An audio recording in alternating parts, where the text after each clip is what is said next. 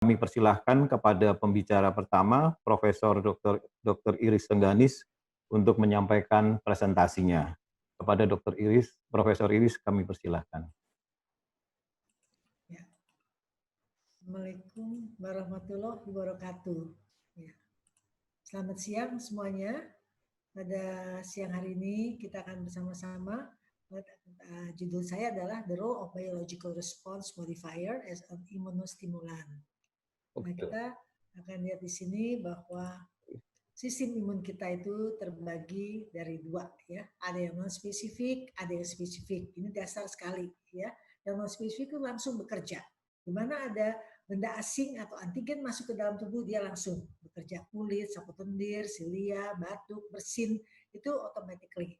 Ya, kemudian yang biokimia itu enzim-enzim dalam pencernaan, dalam asam lambung, ya, dalam keringat, ya, berbagai macam enzim itu juga merupakan sistem imun kita, ya. Dan yang kita jangan lupa kalau ada juga yang humoral, non spesifik yang larut yaitu komplement, interferon, CRP, jadi dasar-dasarnya. Yang seluler kita udah nggak asing lagi, ada monosit, ya, mononuklear, ya, kalau dia kejaringan menjadi makrofag. Nah, ini sangat penting sekali makrofag, ya, karena dia adalah yang memakan utama benda-benda asing yang masuk ke dalam tubuh. Ya, apapun makrofag yang langsung bekerja, ya. Kemudian polimorfonuklear itu apa namanya neutrofil, dia juga bekerja sebagai makrofag, ya. Nah, sel NK, sel pembunuh, ya. Nah, ini penting, ya, pada kanker itu sel pembunuh sangat penting, ya. Sel NK peranannya sangat luar biasa kalau memang betul-betul dimaksimalkan, ya. Sel MAS biasanya pada alergi, basofil juga pada alergi, dan yang sangat penting ada yang spesifik. Yang humoral adalah sel B, ya, di mana pembentukan antibodi, ya. Sel B adalah pabriknya daripada antibodi. Ya, yang seluler sel T, ya, di mana yang bekerja meregulasi seluruh sistem imun. Ada yang disebut sel T regulator. Ya, sel T, sel B, dan seluruh sistem imun non spesifik makrofag, sel NK atau natural killer cell bekerja bersama-sama. Ya. Nah, sekarang ada yang disebut biological response modifier. Apa sih itu? Singkatannya BRM, ya. Itu sebetulnya ada suatu zat yang bisa mengubah respon biologi. Ya, jadi zat yang mengubah respon imun, bisa menaikkan, bisa menurunkan, ya. Jadi artinya dia imunomodulator, memodulasi. Tetapi pada siang hari ini kita membicarakan imunomodulasi yang imunostimulan, yang meningkatkan. Jadi dia dibagi dua, imunomodulasi ada yang meningkatkan, ada yang menurunkan. Yang meningkatkan adalah imunostimulan, yang menurunkan imunosupresan, ya. Nah, ada yang bersifat endogen, ada juga yang bersifat eksogen. Kalau endogen ya dalam tubuh, secara alami dalam tubuh, ya, sistem imun kita. Ya, tapi ada juga eksogen dari farmasi, ya, yang siang hari ini kita berbicara tentang imunostimulan yang dari luar, ya, yang akan meningkatkan imun sistem kita bila terjadi infeksi, atau dalam hal ini kita lebih fokus ke sel-sel kanker, ya. Nanti Dr. Kuspiadi ahlinya yang akan bicara. Saya bicara dari imunologi, bekerjanya imunostimulan. Pada siang hari ini kita akan berbicara mengenai imunostimulan yang namanya biological response modifier. Banyak sih biological response modifier, itu nama umum. Banyak sekali zat-zatnya. Tapi kita dalam hal ini ada 3 zat yang kita bicarakan, ya, 3 tanaman sebetulnya, ya. Salvia miltiorhiza, Lycium barbarum, dan Phalaenopsis pilosula, ya. Namanya susah-susah, ya, tapi itu nama latinnya memang demikian. Ya, kita satu persatu kita akan lihat manfaat dari bahan-bahan tersebut, ya. Yang Salvia miltiorhiza itu adalah sebetulnya sebagai antioksidan, ya. Dia apa namanya? Dia dia sebagai anti kanker juga. Kita akan lihat di mana dia bekerja, ya. Dan sebagai antioksidan juga untuk pengobatan. Jadi luar biasa, ya. Jadi tanaman-tanaman ini semuanya dari Cina asalnya, ya. Ada yang disebut Lycium barbarum. Ini dia juga meningkatkan daya tahan tubuh dengan meningkatkan limfosit. Kita tahu limfosit ada hanya dua, limfosit B, pabriknya antibodi, limfosit T yang meregulasi imun sistem secara keseluruhan. Ya, dan juga dia mencegah pertumbuhan sel kanker, ya. Dia punya efek seperti itu karena antioksidannya yang tinggi, ya. Jadi ternyata Lycium barbarum juga mengandung antioksidan. Ya, jadi dia juga bisa mengontrol gula darah, tapi kita tidak berbicara tentang diabetes, ya, saat ini. Kemudian satu lagi, tanaman yang Phalaenopsis pilosula yang mempunyai efek imunostimulan juga. Dia meningkatkan stamina, meningkatkan sel imun, terutama pada penderita kanker. Dia juga memiliki antioksidan. Jadi kalau kita lihat rata-rata memang memiliki antioksidan. Nah, kita bicara yang pertama dulu, ya, Salvia miltiorhiza. Ya, dia sebetulnya apa sih itu? dia akar ginseng merah ya. Kalau kita dengar ginseng, wah itu suatu yang meningkatkan, membuat kita lebih kuat ya. Jadi fungsinya memang meningkatkan kekebalan. Jadi kita tahu ya kalau ginseng apa namanya, hampir semua kita merasa kuat kalau orang minum ginseng. Tapi ini akar ginseng merah. Jadi ginseng juga macam-macam. Ya merahnya itu yaitu antioksidannya. Ya, dia bisa apa ya, ada yang pakai sebagai anti penuaan, ada yang pakai sebagai antioksidan, ada yang memakai sebagai antifatik, ya menyesuaikan sistem saraf otak, dan dia juga meningkatkan fungsi hematopoietik ya dan memperbaiki metabolisme. Kemudian dia melindungi fungsi hematopoietik sumsum tulang. Dia meningkatkan juga kemampuan detoksikasi hati. Ya, jadi sebetulnya bekerjanya baik sekali kalau kita lihat di sini. Dan juga mencegah kanker, mengaktifkan sel normal, dan meningkatkan sirkulasi darah. Jadi fungsinya yang namanya ginseng banyak. Ya, ginseng merah lebih ke antioksidannya. Tapi kita lihat itu secara umum. Sekarang secara imunologi, ternyata dia meningkatkan aktivasi sel B dan sel T. Sel B sel T ditingkatkan. Ya, kemudian menurunkan apa namanya interleukin proinflamasi. Kita tahu interleukin, sitokin, berbagai macam ya apa namanya bisa menyebabkan reaksi inflamasi. Apalagi kalau kita dengar apa namanya badai sitokin. Nah, di sini juga ternyata untuk Salvia miltiriosa itu dia juga apa namanya menurunkan interleukin 6 juga, menurunkan TNF alfa ya. Jadi dia punya efek seperti itu. Ya, itu adalah efek daripada antiinflamasinya. Tapi dia juga meningkatkan interleukin 2, 4 dan 10 ya. Jadi kalau kita lihat di sini peranan imunomodulasinya ya, dia menekan apa namanya interleukin yang menyebabkan inflamasi, tetapi dia meningkatkan interleukin yang menetralisir inflamasi tersebut ya. Kemudian imunoglobulin, kita tahu imunoglobulin adalah antibodi. Dia meningkatkan juga antibodi IgG, IgA, IgM ya, itu dia tingkatkan kerjanya. Dan makrofag kita tahu bahwa dia sistem imun yang non spesifik, sel-sel yang langsung memakan benda asing yang masuk ke dalam tubuh. Itu makrofag, ya asalnya dari monosit, ya. Kemudian makrofag ini ditingkatkan juga kerjanya, ya. Dia juga meningkatkan NK sel pembunuh tadi. Terus CTL, sel pembunuh yang spesifik. Sel T juga ada yang namanya sel cytotoxic T cell, ya. Dia juga membunuh virus, membunuh sel kanker. Sel NK juga membunuh virus, membunuh sel kanker.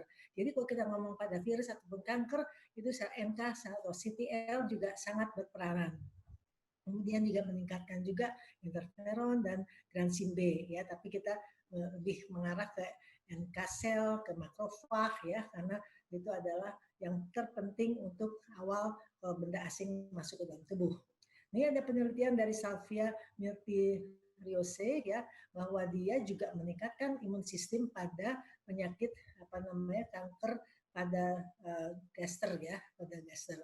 Jadi apa namanya diadakan penelitian di mana kanker gaster diberikan apa namanya Salvia miltiorisa ini, dan hasilnya ternyata itu memperbaiki imun sistemnya ya dengan menurunkan interleukin 6 dan TNF alfa. Jadi dan juga meningkatkan produksi daripada IgM dan juga produksi interleukin 2, 4 dan 10. Ya, jadi kita lihat di sini pentingnya peranan imunostimulasinya atau imunomodulasinya ya pada tanaman ini ya. Jadi luar biasa kalau kita lihat satu persatu efeknya ya. Jadi yang kita bisa lihat kesimpulan dari Salvia miltiorisa itu adalah dia sebagai efektif sekali sebagai imunomodulator, dan potensialnya juga dia mempunyai efek antitumor dengan mengaktifasi imun sistemnya ya. Tadi kita lihat beberapa sel imun diaktifkan ya. Nah, kita beralih ke yang kedua. Yang kedua itu namanya Lycium barbarum ya, itu apa namanya nama latinnya ya, mirip seperti buah ceri ya. Di nama itu awalnya secara awam disebut goji ya, goji dari aksara Cina ya, goji ya. Di buah goji ini apa namanya dikenal dengan sebutan goji berry karena memang mirip ceri, mirip berry ya, yang kandungan asal antioksidannya tinggi ya, di sini beta karoten dan zeaxanthin itu adalah antioksidan ya. Jadi kita lihat di mana suatu tanaman ada antioksidan itu sangat baik untuk meningkatkan imun sistem. Dia juga di sini kerjanya secara apa namanya imunologi, dia meningkatkan sel T ya, sel T yang meregulasi seluruh imun sistem kita ya. Jadi apa namanya sel T itu ditingkatkan, kemudian dia juga mengatur Treg, ya, T regulator, ya, sel T, ini ada dibagi CD4, CD8, ya, semuanya ditingkatkan dalam hal ini, ya, sehingga dia seorang menjadi lebih nggak baik masuk kan imun saya? sistemnya. Kemudian kita lihat lagi di sini ada penelitian dari mereka mengenai herbal Lycium barbarum, ya, yang dimana antioksidannya tinggi. Dia melihat pada sistemik dan lokal daripada sel T-nya, ya, sel T. Jadi ada sel tumor, kemudian diberikan herbal Lycium barbarum, dan hasilnya kelihatannya ada efek, ya, daripada Lycium barbarum itu, ya, karena dia mempunyai efek sebagai anti tumor, dia mensupresi, ya, ini percobaan pada tikus, ya. Jadi dia, kalau kita lihat begini, kelihatannya memang bisa sebagai ajuvan, ya, jadi bukan terapi, ya, tetapi sebagai ajuvan, sebagai tambahan, bahwa imunostimulan ini baik dipakai bersama-sama untuk kanker. Nah, kalau kita lihat, tapi nanti jenis-jenisnya Dr. Kuspiadi yang akan lebih menjelaskan, ya. Nah, kalau kita lihat di sini, Lithium barbarum ini memang kerjanya dia bisa menginjus secara sistemik maupun lokal, ya, untuk sel-sel imun sistem, sehingga dia bisa menginhibisi tumbuhnya daripada tumor-tumor itu. Nah, kita lihat lagi sekarang, ini yang ketiga. Ketiga itu namanya Codonopsis pilosula. Sebetulnya apa sih Codonopsis pilosula? Ya, namanya susah-susah, ya, tetapi luar biasa kalau kita lihat di sini bahwa dia tuh sebetulnya ginseng pada orang miskin, ya, sebetulnya dinamakan di Cina. Ya, ginseng juga ternyata, ya, tetapi mungkin tidak semahal yang barbarum tadi, ya, atau yang satunya lagi ginseng merah tadi, ya, akar ginseng merah. Jadi tapi dia banyak sekali tumbuh di mana-mana, di hutan, padang rumput, semak belukar, ya, mudah didapat, ya. Jadi setiap orang bisa mengambilnya, ya, di sana. Kemudian kalau kita lihat target kerjanya, dia sebetulnya pada spleen, ya, pada limpa, pada thymus, ya, pada liver, ya. Jadi juga dia mensimulasi imunoglobulin A, ya. Kita tahu imunoglobulin A itu banyak terdapat berupa cairan-cairan, ya. Kemudian dia juga meningkatkan interleukin 2 dan interleukin 10, dan juga IgG, IgG, dia meningkatkan imunoglobulin G, dan juga meningkatkan interferon, ya. Nah, kalau kita lihat sini, semua zat-zat yang ditingkatkan ini adalah yang meningkat untuk perlindungan imun sistem kita terhadap segala macam bahaya yang masuk ke dalam tubuh kita. Ya, jadi artinya dia mempunyai efek imunomodulator juga, ya. Dalam hal ini menstimulasi. Jadi imunomodulator yang bersifat stimulan. Nah, kalau kita lihat lagi di sini, dia juga ada penelitiannya, ya, ternyata, ya, karena semuanya itu harus ada bukti penelitian. Tidak bisa kita bilang dia punya efek tapi nggak ada penelitiannya.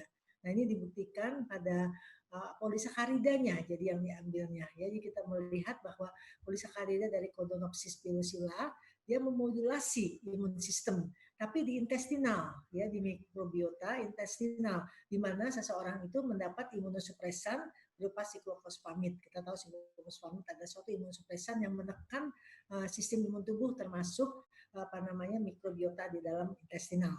Ya, jadi kalau dalam hal ini mereka membagi 5 grup, ya, 5 grup dan diberikan intrapeneal injeksi, ya. Nah, kita lihat kalau kita hasilnya di sini bahwa polisakarida Codonopsis pilosula ini ternyata memberi proteksi, ya. Jadi mikrobiotanya bisa dipertahankan, biasanya rusak oleh imunosupresan, tetapi karena adanya polisakarida Codonopsis pilosula, dia bisa dipertahankan lebih stabil, ya. Jadi dia mempunyai efek terhadap khusus mikrobiota di intestinal. Jadi kalau kita lihat di sini, imunomodulasi itu bekerjanya macam-macam, ya. Tidak harus sama, di tiap tempat berbeda-beda. Tapi kita tahu bahwa mikrobiota intestinal itu sangat penting sekali. Ya, kalau itu tidak baik, kondisinya juga akan, sistem imun kita juga akan terganggu, ya.